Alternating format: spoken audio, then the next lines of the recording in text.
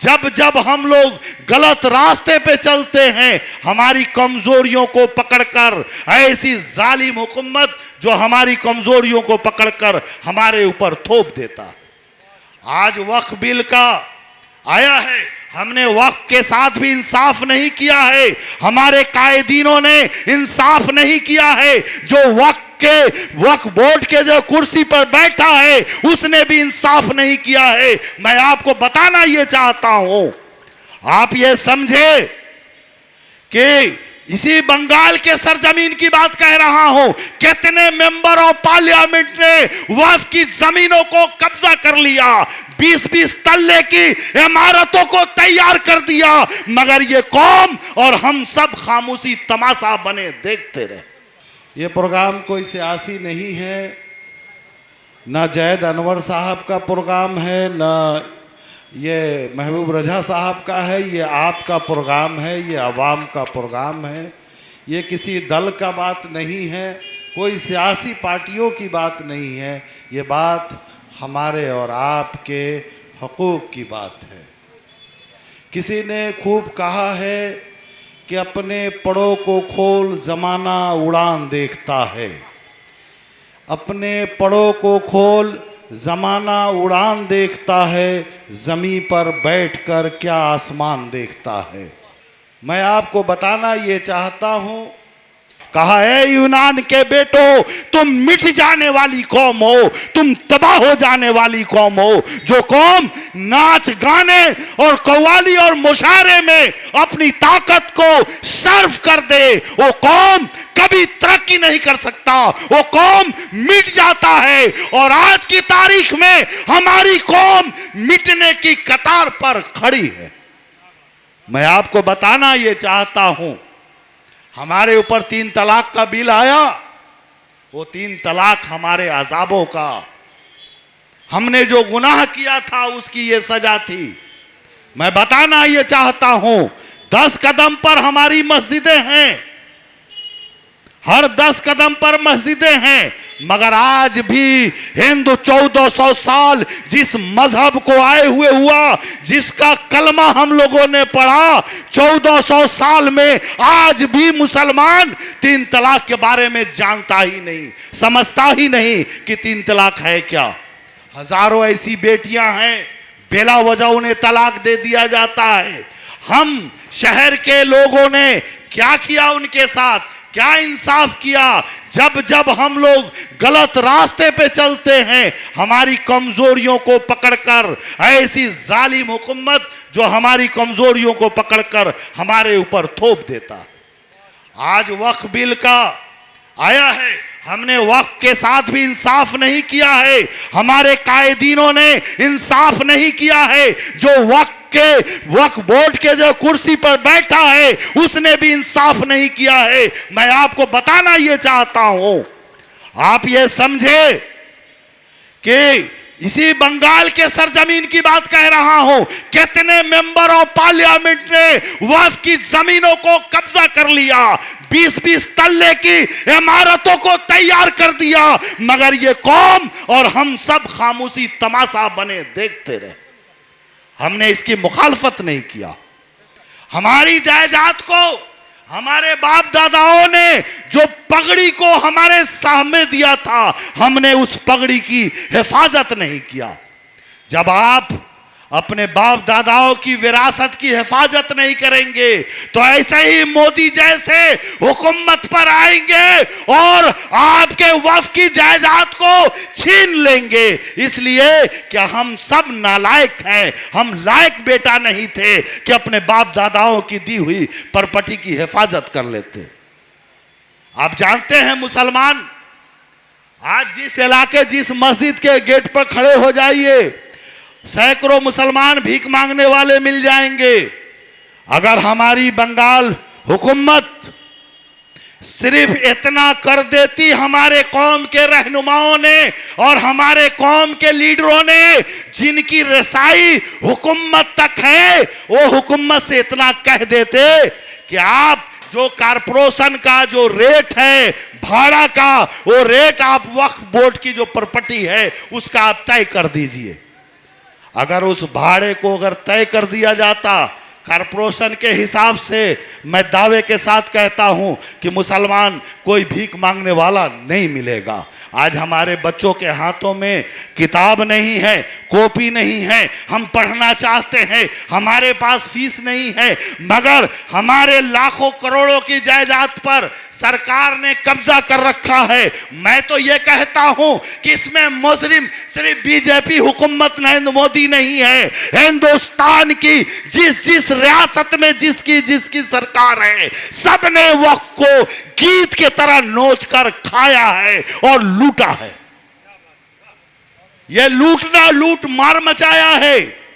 अब मैं आपको बताना चाहता हूं वक्फ बिल है क्या।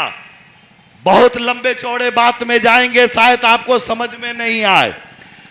यह वक्फ बिल जो आ रहा है, जो बिल मोदी सरकार ला रही है, उसमें यह कहा जा रहा है कि इसमें हिंदू भाइयों को भी इसमें शामिल किया जाए। मैं पूछना चाहता हूं मोदी जी से और इंसाफ परस्त हिंदू भाइयों से भी, अयोध्या में मंदिर है, मंदिर की कमेटी में अगर किसी मुसलमान कैसे मेंबर हो सकता है? जब अयोध्या की कमेटी में कोई मुसलमान अगर मेंबर होता है, उस कमेटी के फैसले में जाता है, तो हम मुसलमान हैं, हम मंदिर के बारे में क्या जानते हैं? हम क्या फैसला करेंगे?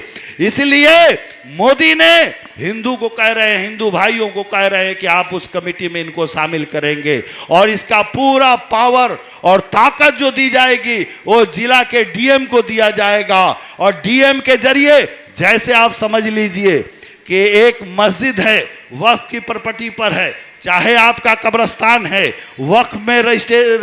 वक्फ में शामिल नहीं किया गया है, कोई भाई जाके, कोई दूसरा आदमी जाके डीएम को ये कंप्लेन कर देगा, उस पर दावा अपना ठोक देगा, तो ये डीएम के हाथ में वो पावर रहेगा कि आपके वक्फ की जायदाद को, आपकी प्रॉपर्टी को छीनकर वो चाहेगा तो किसी और को दे सकता है। आपको एक बात बता दूं कि हिंदुस्तान में आज जो मोदी हुकूमत है, मोदी जी को जो ये वक्फ की जो जायदाद उन्हें दिख रहा है, मैं आपको बताना चाहता हूं, हिंदुस्तान में डिफेंस और रेल के बाद अगर हिंदुस्तान में किसी के पास जमीन है तो वक्फ की जमीनें हैं। वो जमीन अपने उद्योगपति मित्रों को दे देना चाहते हैं। मेरे भाइयों और बहनों, और मेरी आवाज़ जहां तक जा रही है, मैं आपसे ये अपील करता हूं कि इन्होंने जो जैद अनवर साहब और आपके महबूब रजा ने इस लुक्कड़ सभा पर, यहाँ इस कोलू टोला के इस लुक्कड़ पर एक सभा किया, एक प्रोग्राम किया है, ये प्रोग्राम की अहमियत बहुत बड़ा है। मैं कहता हूँ कि मसले राह लिए बैठा हूँ एक चिंगारी, जो चाहे अपने चिरागों को जला ले जाए।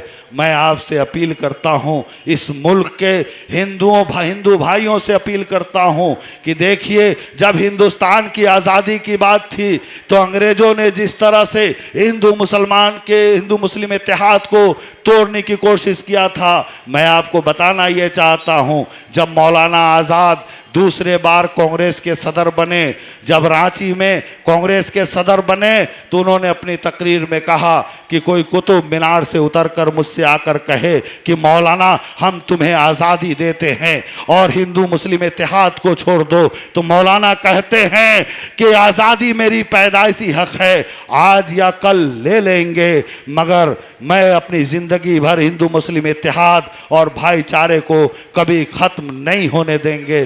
तो हम मौलाना आज़ाद के हामी हैं, हम मौलाना के मानने वाले हैं, हम हिंदू मुसलमान एक साथ रहते हैं। भारत की आज़ादी में जिस तरह, मैं तो कहता हूं कि जब तक हम बटे थे अंग्रेज़ों ने हम पर शासन किया, जब तक हम बटे थे अंग्रेज़ हम पर हुकूमत किया, जब हिंदू मुसलमान हम सब मिलकर एक तिरंगे के नीचे आए तो भारत को आज़ादी मिली और अंग्रेज़ों को भारत छोड़कर जाना पड़ा।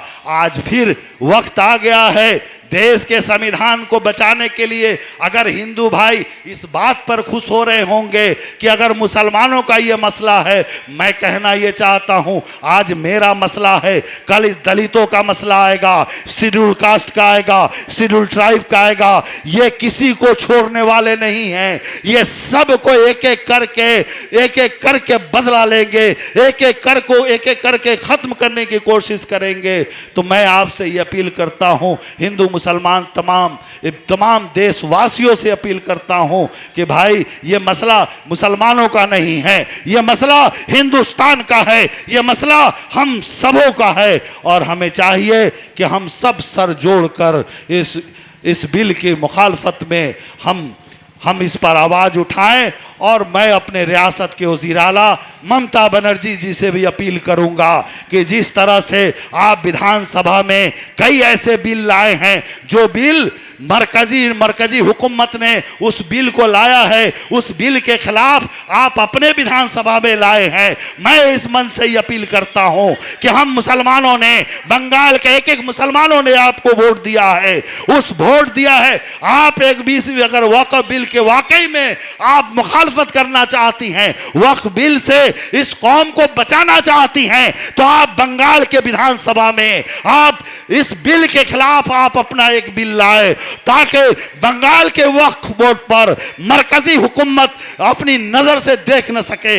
इसी के साथ मैं अपनी बात खत्म करता हूं। खुदा हाफिज, बहुत बहुत शुक्रिया। Welcome to K-Mall, a premium project by Kaleen Group. K-Mall is in the heart of Kolkata's electronic, garment and lifestyle hub, Khidirpur. K-Mall, which is designed as a world-class mall, is the outcome of endless effort of our experts, combined with modern superb techniques and new age design. Book now